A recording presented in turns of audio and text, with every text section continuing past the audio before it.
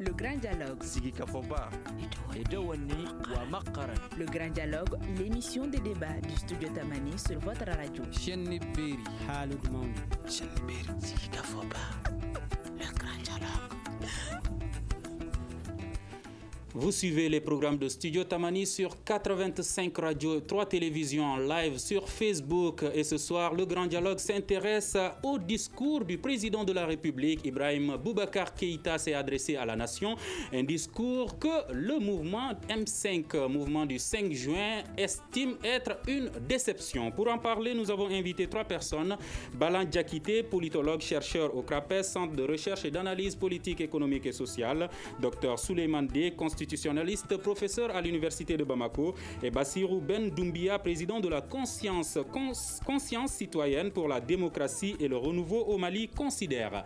Je suis Mohamedou Touré, chers invités, auditeurs et téléspectateurs, bonsoir et bienvenue à tous. Le Grand Dialogue. Balan Diakité, le président de la République, s'est adressé à la nation hier soir à minuit. Quelle analyse faites-vous de ce discours du président de la République, Ibrahim Boubacar Keïta? Merci Touré, merci pour l'invitation, merci également à nos chers téléspectateurs. Alors pour analyser le discours du président de la République hier soir, il faut dire que c'était un discours qui a été provoqué, voilà, c'était un discours provoqué à mon sens. Provoqué dans la mesure où, si l'on prend le contexte, on sait qu'il a fallu bien évidemment que les leaders du M5 annoncent effectivement une nouvelle manifestation le 10 juillet, c'est-à-dire demain, pour que le président puisse sortir hier soir. Et il était obligé de sortir parce qu'en cas de silence, il allait être taxé justement d'arrogant, encore une fois de plus, de quelqu'un qui n'est pas au Mali, de quelqu'un qui s'en fout pas mal des problèmes de la société. Et donc pour éviter, bien évidemment, des critiques de ce genre, le président il était obligé de sortir hier soir. Donc c'était un discours quand même, si l'on regarde du point de vue de la forme, je dirais que le président a essayé tout simplement de se donner une légitimité parce qu'il a rappelé tout simplement les différents actes qu'il a posés ces derniers jours, notamment en termes de concertation avec les différentes sensibilités de la nation. Donc il a rappelé cela, c'était une manière aussi de prendre la communauté internationale et bien évidemment le reste du monde témoin des actes qu'il est en train de poser. Donc à mon avis, le président il a essayé hier soir de se donner une légitimité et de se justifier aux yeux de la nation et de prendre témoin la communauté internationale des différents actes qu'il est en train de poser ces temps-ci. Donc ça, c'est sur le plan de la forme. Sur le fond, on a vu que ça a été quand même un discours qui était orienté. J'ose dire même que c'était un discours basé sur la stratégie de la langue de bois, c'est-à-dire le président, il se pose des questions. Il est lui-même celui qui va donner les réponses à ces questions et ces réponses-là sont orientées. Voilà, en communication politique, on appelle ça la langue de bois. Et donc, du point de vue du langage utilisé, on voit bien évidemment qu'il prend un paradigme qui est tout à fait à l'antipode du paradigme des leaders du M5.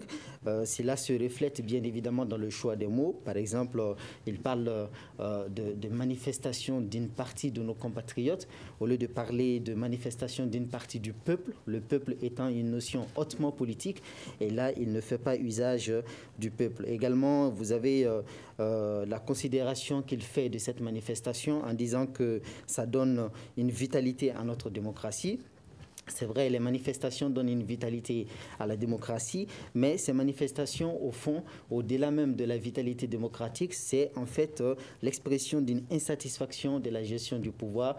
Et là, le président, au lieu de parler en ces termes, il préfère parler de vitalité de la démocratie. Donc là, je crois qu'on était dans un jeu de mots qui était là, qui reflète bien évidemment le paradigme dans lequel le président se place. D'accord. Bassirou Ben Doumbia, quand vous écoutez ce discours du président de la République, avez-vous l'impression que ce sont des décisions qui sont prises ou était-ce des propositions faites par le président de la République?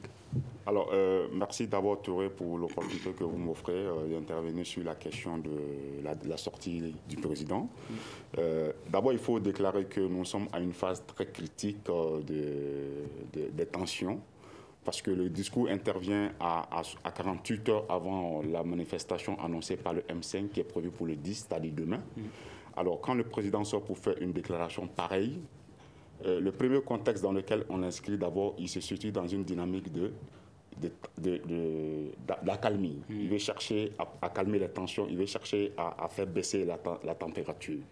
Mais quand on part dans le fond, le discours, je vois parfois des promesses, mais je vois aussi des décisions. Et les décisions, je crois qu'il ne m'appartient pas de le dire. Le président l'a lui-même signifié dans son discours. Quand il parle de la décision qu'il a prise par rapport à la résolution du problème de l'article 39, concernant la grève des enseignants qui a paralysé l'école pendant plusieurs mois, quand il parle également de l'engagement de l'État à mettre les moyens en place en matière de lutte contre la pandémie du coronavirus, ça, ce sont des faits, certainement, qu'on a vus. On a presque tous reçu quand même de l'assistance, de l'aide de l'État, ne serait-ce qu'en matière d'électricité.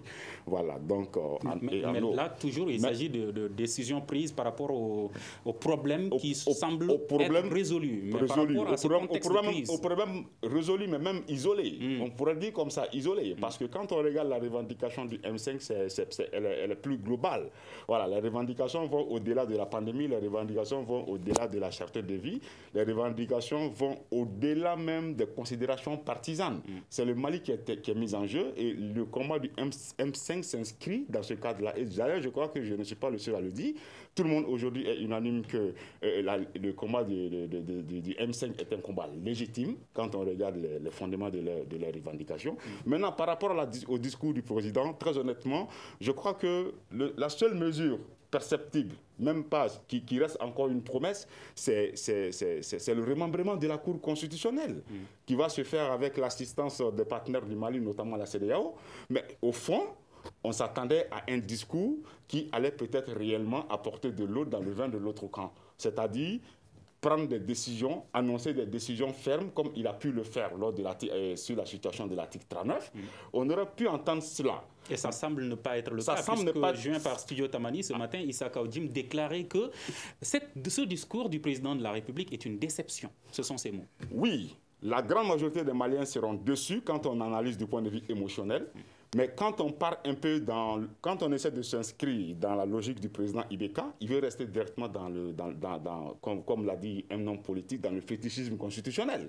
Parce que les conditions de dissolution, par exemple, une des mesures fortes à laquelle les gens s'attendaient, c'était la dissolution de l'Assemblée nationale, par exemple. Et sur la question, l'article 42 est clair là-dessus, et je crois qu'il y a un constitutionnaliste qui est ici qui aura le temps de nous briefer là-dessus. L'article 42 est clair en la matière. Les institutions de la République ou le fonctionnement régulé des institutions n'est pas mis en cause, alors je ne vois pas l'utilité pour moi, en tant que juriste, même bien vrai que je ne suis pas constitutionnaliste et spécialisé en droit constitutionnel, je ne vois pas l'utilité aujourd'hui pour le président de la République de faire appliquer l'article 42. Et l'autre risque également que je pourrais analyser, c'est le risque de l'effet du précédent.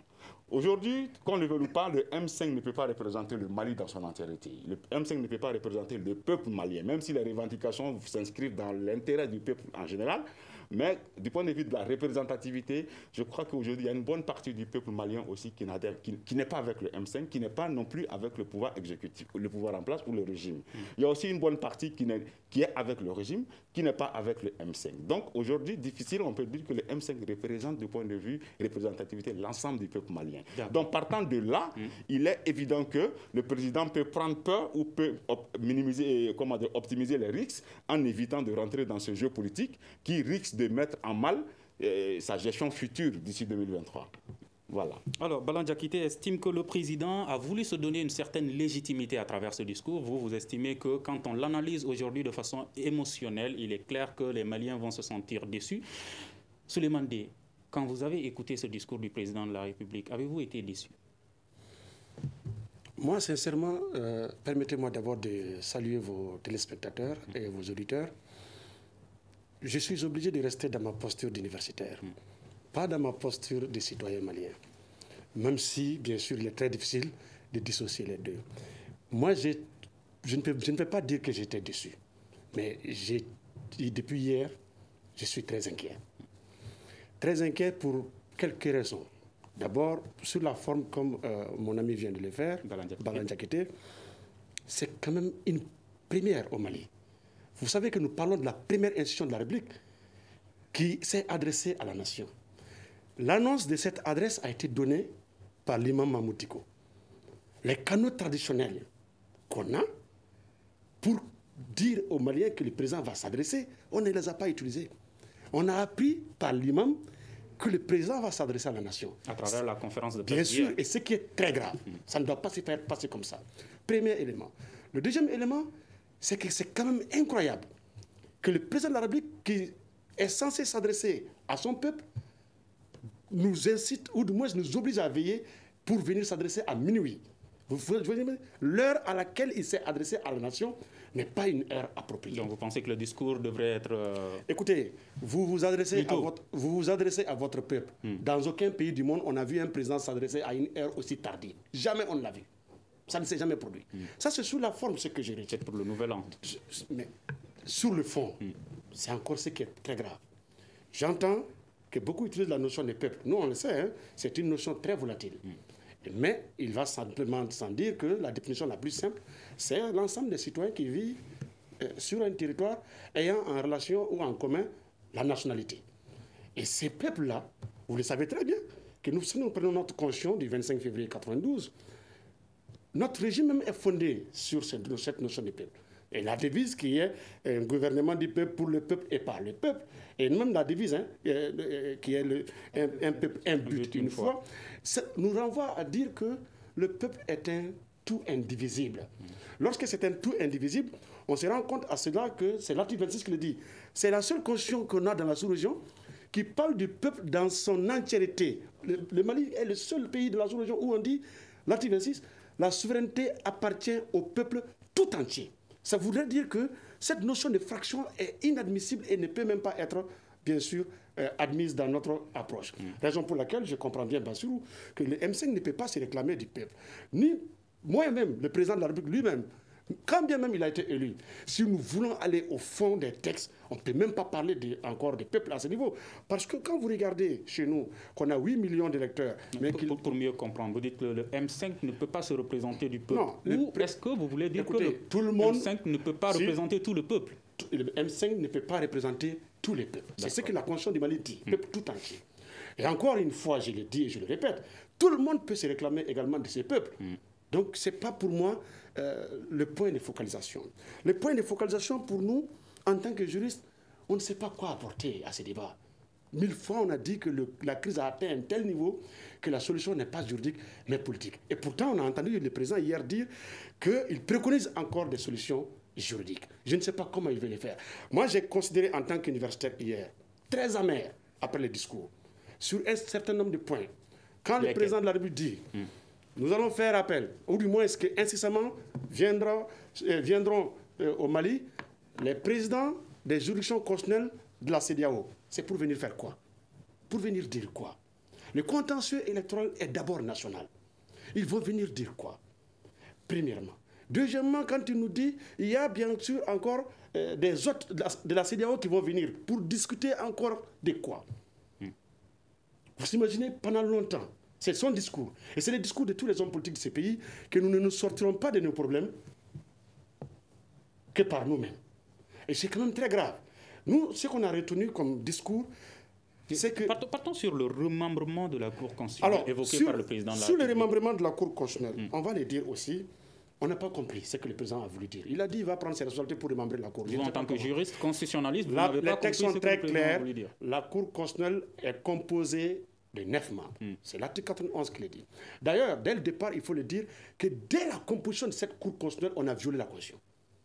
L'article 91 dit que les membres de la Cour constitutionnelle sont nommés principalement, l'adverbe est là pour ça, principalement parmi les professeurs de droit, parmi les avocats, parmi les magistrats. Et cette Cour constitutionnelle est composée essentiellement des magistrats de l'ordre judiciaire. Ils sont 8 contre un seul administrateur civil. Il n'y a pas de professeur de droit, il n'y a pas d'avocat. C'est la composition même de la Cour qui est irrégulière. Mais on ne l'a jamais dénoncée. Bien sûr, en tant qu'universitaire, on l'a dénoncé à son temps. On n'a pas corrigé. Qu'est-ce qu'on fait? Ça a une conséquence sur la qualité des décisions qui sont rendues. Aujourd'hui, nous vivons la mauvaise qualité des décisions parce que la Cour est mal composée. Premier élément. Le deuxième élément par rapport au remembrement, comme vous avez dit, la Constitution est très claire. C'est le président qui nomme 3. Parmi les 3, 2 sont démissionnaires.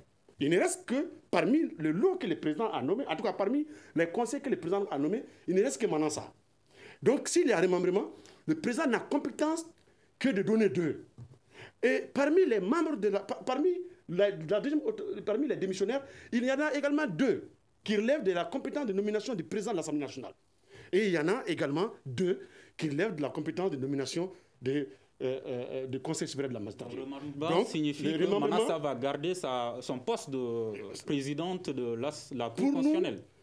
Dans les textes à l'état actuel, le président ne peut pas démettre Manassa.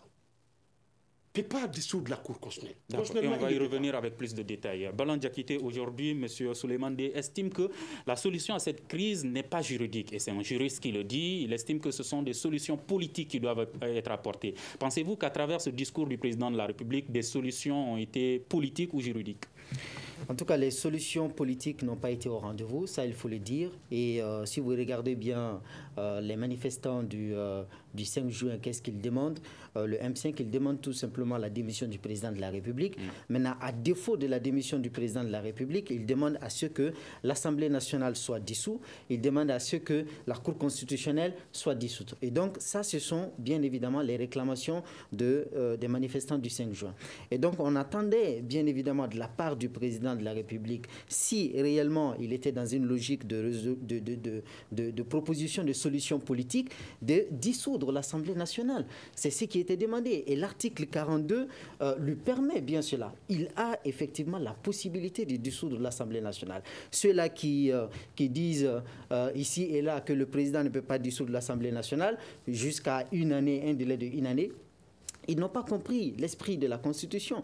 La Constitution dit que le président peut dissoudre l'Assemblée nationale. Maintenant, une fois que dissolution est faite, c'est après cette dissolution que le président ne peut pas dissoudre encore une fois l'Assemblée nationale s'il n'y a pas un délai de 1 an qui est déjà atteint. Donc ça, c'est ce qui est dit dans la Constitution. Et donc aujourd'hui, nous sommes effectivement, comme il a dit tout à l'heure, dans une situation où le cadre juridique a montré ses limites, où la Constitution elle-même est entachée de vide juridique, parce qu'il faut voir, nous sommes aujourd'hui dans une crise de légitimité, dans laquelle crise le président lui-même est indexé. Pourtant, dans la Constitution, on n'a pas en fait une procédure légale formellement inscrite dans la Constitution qui permet au peuple de réclamer la démission du président de la République. La raison pour laquelle, quand on parle de démission du président de la République, on entend ici et là des gens dire que c'est un putsch qui se prépare, non, c'est quelque chose qui est illégal. Mais si on est dans l'esprit de la démocratie,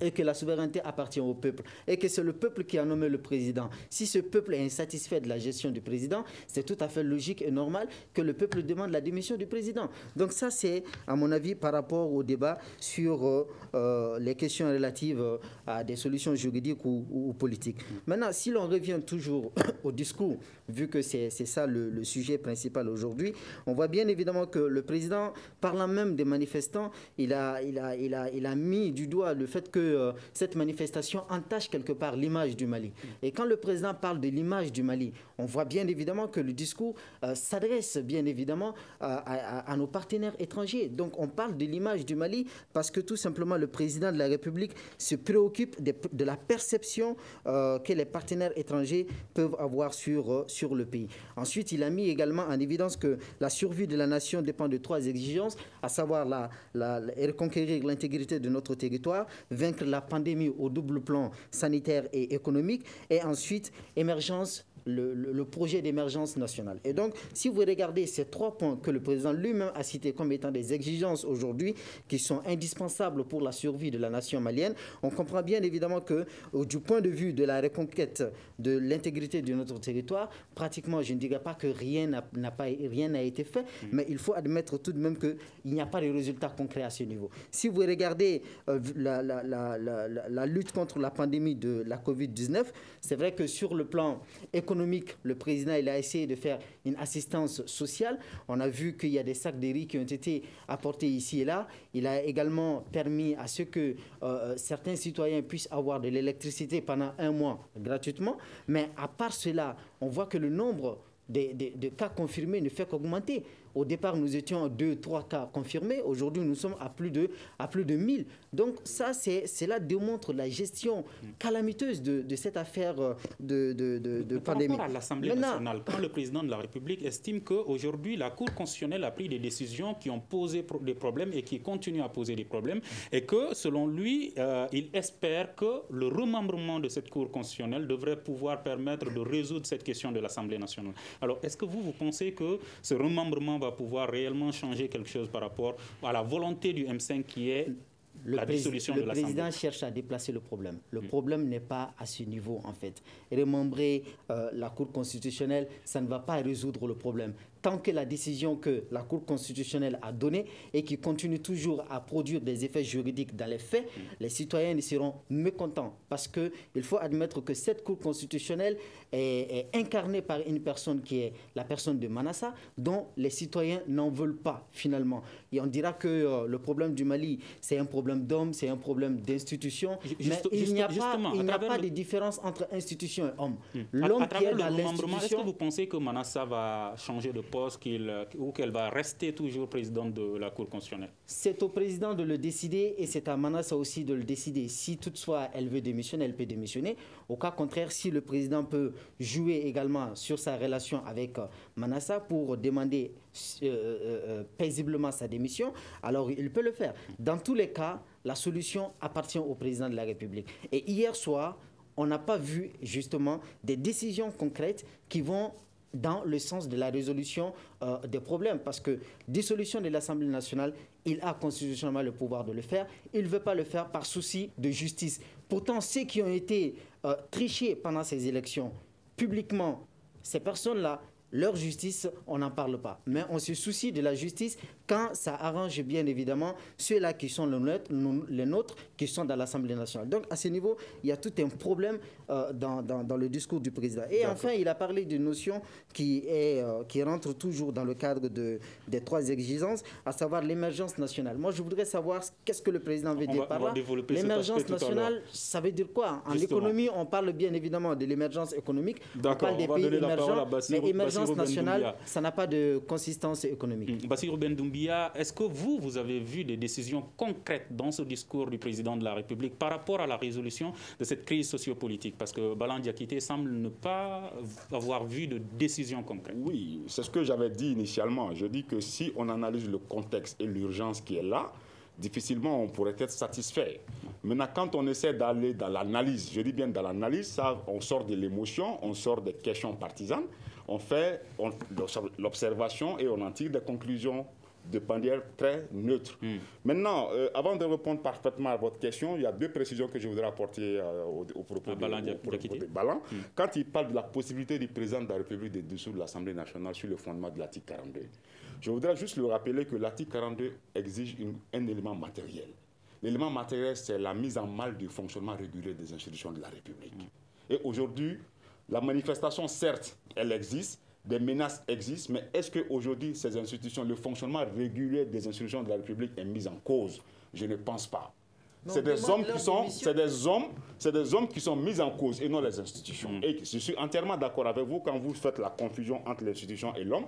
Mais ici, le cas, on a 8 institutions. Aussi, les 8 institutions de la République, c'est le pouvoir du président de l'Assemblée nationale qui est aujourd'hui contesté. Il ne faut pas qu'on se le cache. Aujourd'hui, c'est l'élection de Moussa Tembeli et surtout au sommet de notre représentation nationale qui est problématique et surtout encouragée par quelqu'un ou des personnes qui étaient censées incarner la sagesse, qui étaient censées incarner l'état de droit, c'est-à-dire la Cour constitutionnelle. Voici le vrai problème. Mais justement, à travers la demande de dissolution de la Cour constitutionnelle, est-ce que les manifestants ne sont pas en train de demander le changement des personnes qui dirigent ces différentes institutions? Oui, je l'avais dit par le passé sur d'autres plateaux. J'ai dit que dans une certaine mesure, il y a un écran qui est là entre la personne de l'institution, la présidente surtout, puisque c'est elle qui incarne l'institution, et l'institution elle-même. Donc quand on parle de la Cour, quand on parle en réalité de la Cour constitutionnelle, automatiquement c'est Manassa qu'on voit. Ou lorsqu'on parle de Manassa, c'est la Cour constitutionnelle qu'on voit. Et c'est la même chose qui se passe aussi lorsqu'il s'agit du pouvoir du président de la République, ou encore lorsqu'il s'agit du pouvoir du président de l'Assemblée nationale,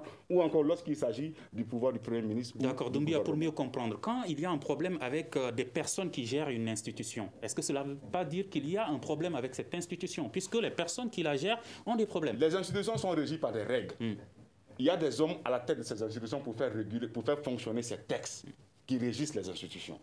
Maintenant, lorsque l'éthique et la déontologie de l'homme qui est chargé de réguler l'institution n'est pas en phase avec l'esprit des textes, il y a nécessairement un décalage. Et ce décalage va créer des frustrations au niveau de la gouvernance, au niveau des gouvernés, au niveau des citoyens. Et c'est à cela que nous assistons aujourd'hui. D'accord. Le problème n'est pas lié au texte. Les textes que nous avons au Mali sont parfois plus pertinent que les textes que nous avons dans nos pays, dans certains pays de la sous-région. Le professeur, le constitutionnel venait de le dire, on a l'une des meilleures constitutions. Mais pourquoi nous avons le plus de problèmes dans la sous-région? Parce que tout simplement, nous avons des hommes qui ont préféré laisser l'éthique pour satisfaire, pour conserver le prestige social et les honneurs liés aux fonctions. D'accord. Décision concrète dans ce discours du président de la République. Maintenant, concrètement, pour revenir encore sur la question de la démission, du droit du citoyen de demander la démission du président de la République, on n'a pas de mandat impératif au Mali. Le mandat impératif est interdit par la Constitution. Je crois que c'est l'article 62 ou 64.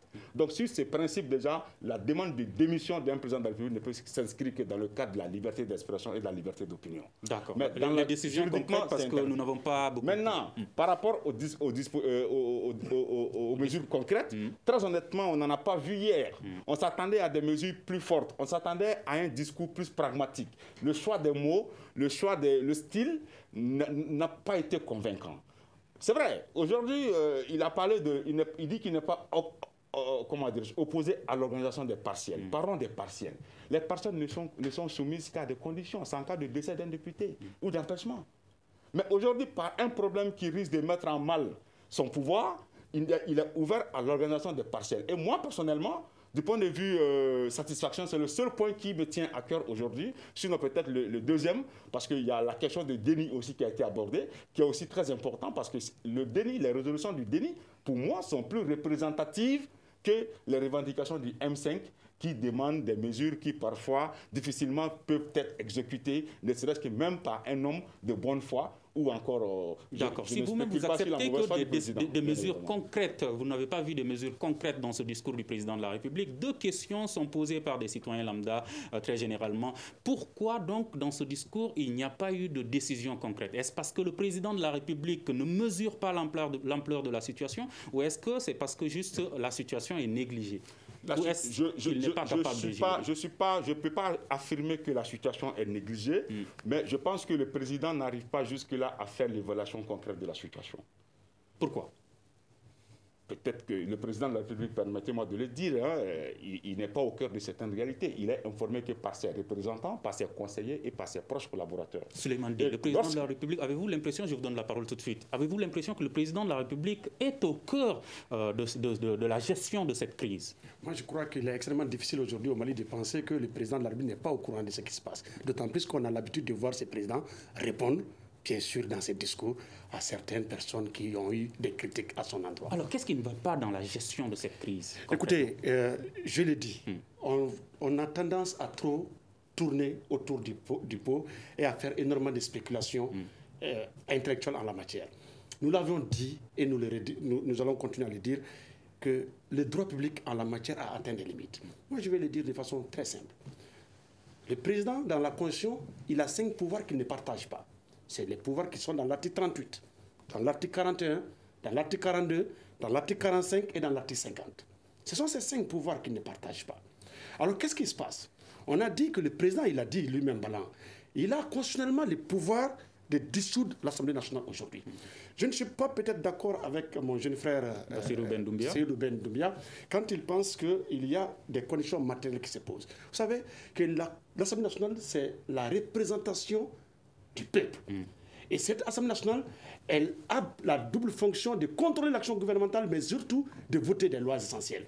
Nous sommes dans une crise et la sortie de crise nécessitera forcément le vote d'un certain nombre de lois. Et c'est à ce niveau que c'est très important. Et les réformes qui sont engagées doivent être portées et seront portées par cette Assemblée nationale. Vous savez qu'on ne réussira aucune réforme tant que le peuple ne pense pas que l'Assemblée qui est là est réellement représentative, et la représente réellement. Et sur un certain nombre d'éléments, je m'en vais revenir pour dire que la Cour constitutionnelle, à mon avis, il y a un gros problème. Vous avez parlé du fonctionnement régulier des institutions. C'est régi par l'article 85 de notre Constitution. Pour moi, aujourd'hui, c'est toutes les institutions de la République qui sont paralysées. Toutes les institutions, sans exception aucune.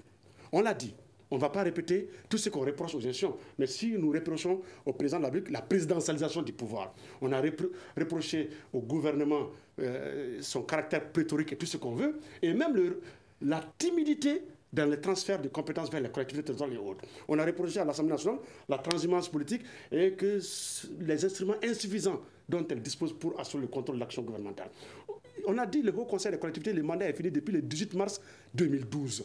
Donc oui, pour moi aujourd'hui surtout, c'est les institutions du Mali qui sont paralysées. Et pour cette raison, nous pensons que le président devait prendre des mesures fortes. Et d'ailleurs, le président a désavoué hier, et c'est ce qu'il faut retenir dans son discours, la Cour constitutionnelle du Mali. Il l'a désavoué. Il a dit que la crise, elle est palpable depuis en tout cas le résultat définitif prononcé. Et là, il y a un problème. On a signalé à l'époque que Manassa, pour une fois, s'est rendu coupable de forfaiture. On n'en parle pas. Pourtant, en 2018, le collectif des candidats à la présidentielle avait déposé une plainte contre elle pour forfaiture. À l'époque, on a dit que vu l'état actuel du corpus juridique, on ne pouvait pas engager des procédures contre Manassa. Mais cette fois-ci, oui. Pour la simple raison que vous verrez très bien que Manassa, le jour où elle a prononcé le résultat définitif, c'est que nous appelons le prononcé du délibéré, et l'arrêt qui a été publié dans les journaux officiels, il y avait une différence. Et ça, c'est suffisant pour montrer à la face des Maliens que le résultat que Manassa avait entre les mains, les jours où elle a proclamé le résultat, n'était pas le résultat qui est sorti de la délibération. Sinon, pourquoi aujourd'hui le président va demander à ce que les présidents des autres juridictions constitutionnelles de la CEDEAO viennent au Mali nous aider à sortir de là? Tout cela pour dire que il faut faire extrêmement attention. Oui, le président peut dissoudre l'Assemblée nationale aujourd'hui. Et comme Balan l'a dit, ce n'est qu'après une dissolution qu'il ne peut pas dissoudre sans attendre le délai d'un mois. Sauf qu'aujourd'hui, malheureusement, je suis d'accord avec Ben qu'il ne peut pas dissoudre. Tant qu'on ne réglera pas le problème de remembrement de la Cour constitutionnelle, parce que c'est la Cour constitutionnelle qui reçoit les candidatures, qui proclame la liste des candidats, qui vide le contentieux et qui proclame les résultats définitifs. Donc sans Cour constitutionnelle, on ne peut même pas aller à ces élections partielles. Il faut régler le problème de la Cour constitutionnelle. Et surtout, comme Ben a dit, il faut régler cette question de remembrement. Parce que le président ne nommera que 2. Manassa est toujours en place. Et Moussa Témine va nommer 2. Il a dit lui-même.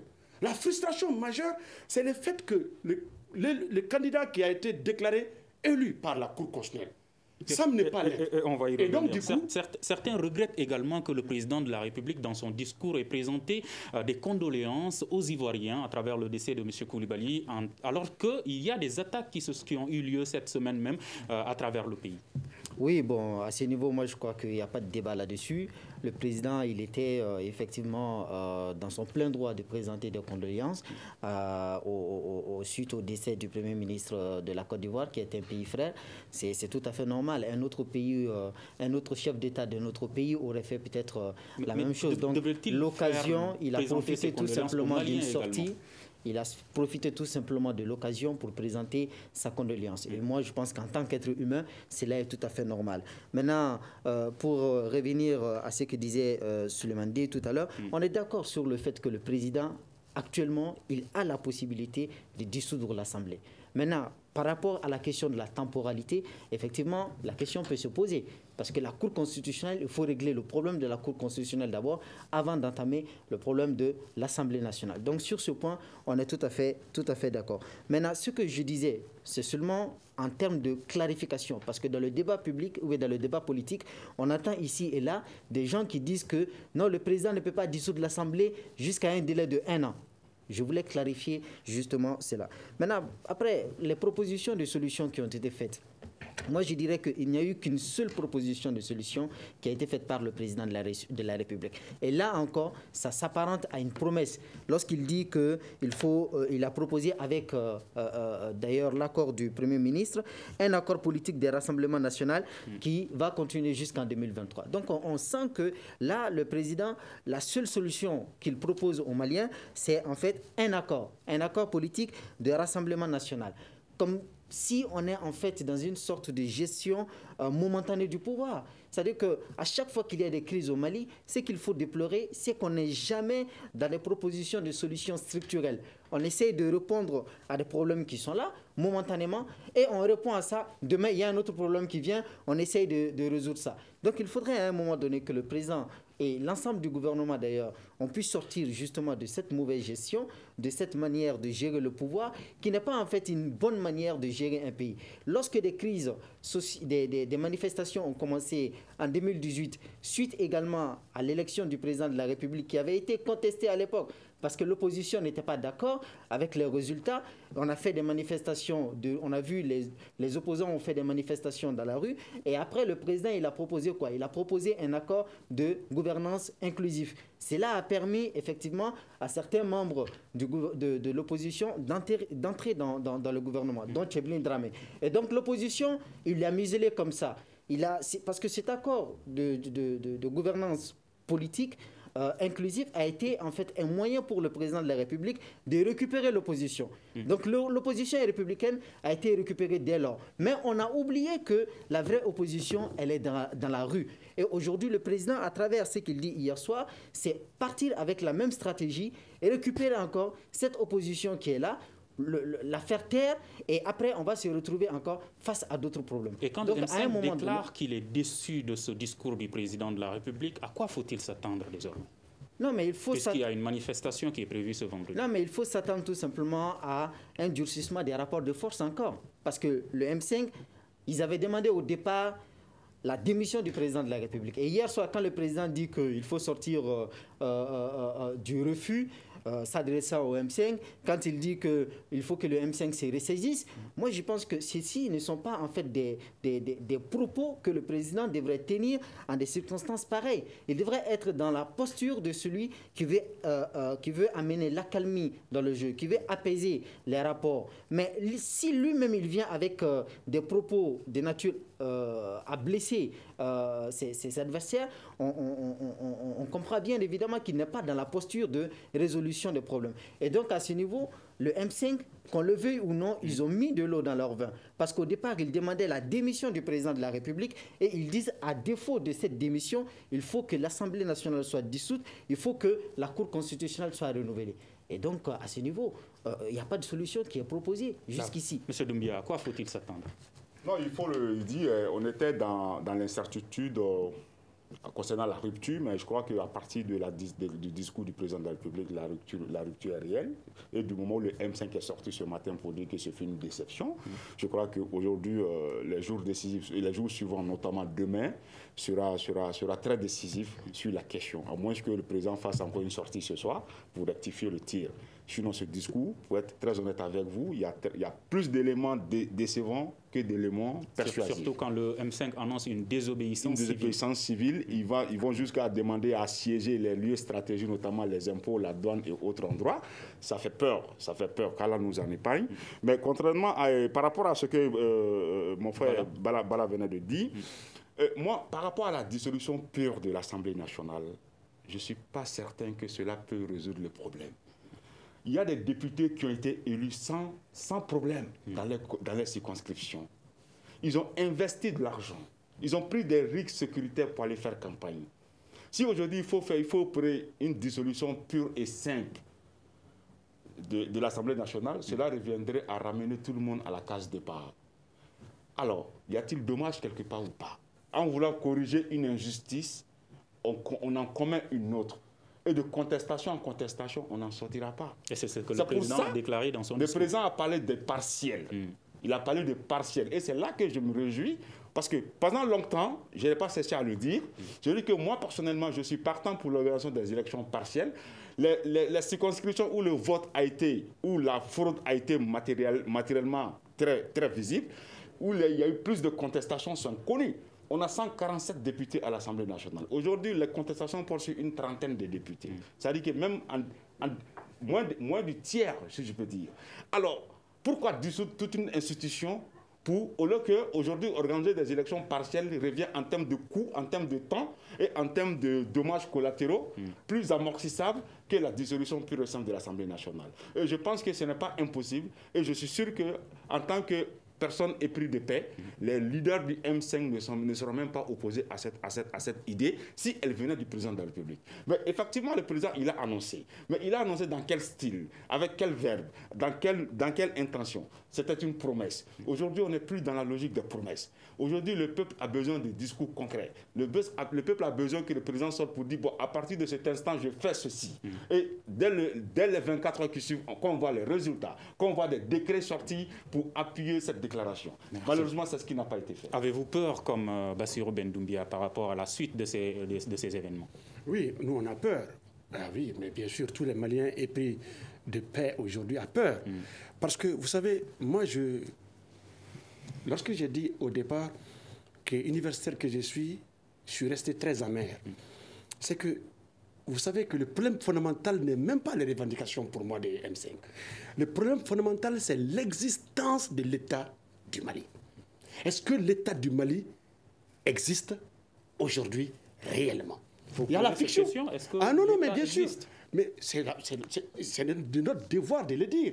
Parce qu'on le sait tous que quand on parle des éléments constitutifs, on nous a tous appris, on le sait, on enseigne aussi à nos étudiants, que c'est le territoire. Est-ce qu'on a une emprise sur la totalité de notre territoire? La réponse est non. D'accord. Il nous reste 3 minutes, 1 minute pour chaque invité. Aujourd'hui, quelle solution? Comment résoudre cette crise sociopolitique que le Mali traverse? Pour moi, il faut donner des réponses fortes, urgentes, aujourd'hui, à toutes ces contestations.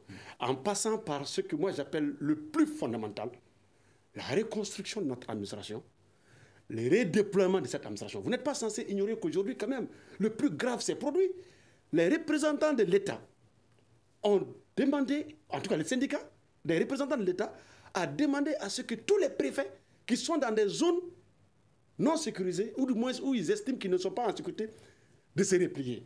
C'est l'abandon de l'État. C'est le départ. Quelle réponse aujourd'hui pour faire face à cette crise sociopolitique? Non, moi je pense que les réponses, il faut écouter en fait le peuple. Un président, il est là pour le peuple. Et lorsque une partie, même si ce n'est pas la totalité du peuple, même si ce n'est pas le peuple tout entier, comme on le dit souvent dans notre constitution, mais à mon avis, ça c'est une tautologie, ça n'a pas de sens. Le peuple, c'est le peuple. Et on ne peut pas en fait disqualifier une partie de la population du peuple, comme on ne peut pas en fait s'asseoir et prétendre que toute la population d'un pays va sortir à un moment donné pour réclamer, pour se dire que nous sommes face au peuple. Donc le peuple, c'est une notion politique, comme je l'ai dit, et en politique, c'est les rapports de force qui vont déterminer les choses. Maintenant, pour qu'on n'aille pas justement jusqu'à un niveau où chacun d'entre nous peut regretter, il faudrait bien évidemment que le président de la République écoute sagement en fait ce qui est dit dans la rue, et qu'il essaye d'apporter des solutions aujourd'hui qui sont à son niveau. Et on sait qu'il a effectivement des possibilités pour répondre à ces réclamations qui sont faites par les manifestants. Donc, il faut écouter le peuple et essayer d'apporter des solutions. Bassirou, avez-vous l'impression que le président écoute son peuple et quelles propositions de solutions avez-vous? Le peuple est une universalité. Il venait de le dire et j'atteste cela. Alors, si le peuple est une universalité, je crois que la meilleure formule aujourd'hui pour ce peuple-là d'avoir des hommes valables au sommet des institutions, dans le cadre du contrat social, reste la voie du suffrage universel. Si aujourd'hui le M5 se donne le privilège ou se permet de poser des revendications allant jusqu'à réduire les prérogatives présidentielles, constitutionnelles du président de la République, ça pose un problème. Il y a un risque de précédent qui va se poser. Je crois qu'il faut aussi comprendre la position des analystes politiques, la position des constitutionnalistes, la position même du régime dans ce sens-là. Sinon, de concession en concession, on peut parvenir à une paix pourvu que le Mali soit sauvé. Mais si cette acquisition de la paix peut aussi compromettre certains intérêts dans l'avenir, il faut s'en méfier. Et je crois qu'aujourd'hui, ce qu'il faut pour le Mali, c'est que le président sorte pour faire une déclaration sincère, prennent des mesures pour faire face à cette crise sociopolitique que le Mali traverse. Merci à nos invités. Bassirou Ben Doumbia, président de la Conscience citoyenne pour la démocratie et le renouveau au Mali, considère Dr Souleymane Dé, constitutionnaliste, professeur à l'université de Bamako, et Balan Diakité, politologue, chercheur au Centre de recherche et d'analyse politique, économique et sociale. Je suis Mohamedou Touré, à la régie vidéo et audio Peting Diara et Mamadi Keïta. On se retrouve demain pour un prochain numéro du Grand Dialogue de Studio Tamani. Le Grand Dialogue. Le Grand Dialogue, l'émission des débats du studio Tamani sur votre radio.